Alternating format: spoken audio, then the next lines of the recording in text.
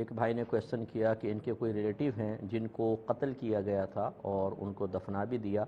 اب کورٹ میں کیس چل رہا ہے۔ پولیس یہ کہتی ہے کہ کیس کو مضبوط کرنے کے لیے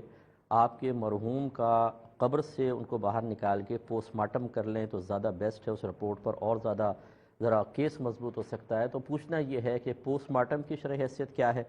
اور پھر دفنانے کے بعد مردے کو نکال کر پوسٹ مارٹم کرنا کیا یہ شرعاً درست ہے یا نہیں ہے؟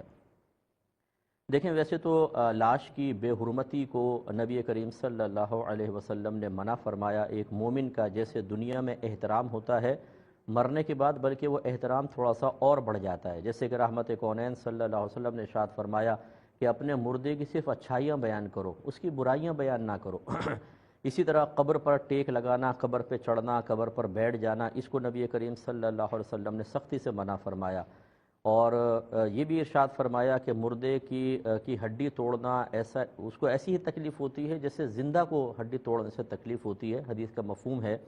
تو گویا کہ احترام انسانیت بہت زیادہ ضروری ہے، اس لحاظ سے اسی لیے کہا جاتا ہے کہ بلا ضرورت پوسٹ مارٹم شرعاً جائز نہیں ہے، نہ اسے قبر میں دفنانے کے بعد نکالنا جائز ہے۔ لیکن بعض صورتیں ایسی ہو جاتی ہیں کہ کچھ شریعت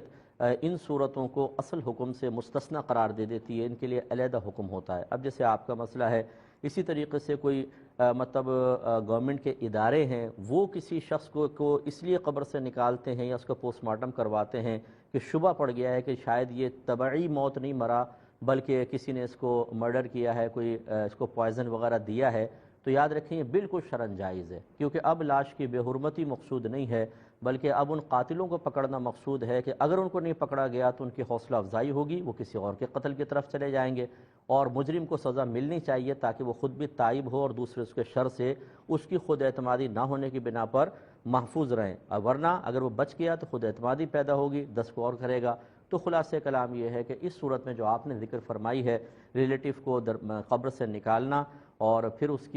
کا پوسٹ مارٹم کرنا شرعاً بالکل درست اور جائز ہے۔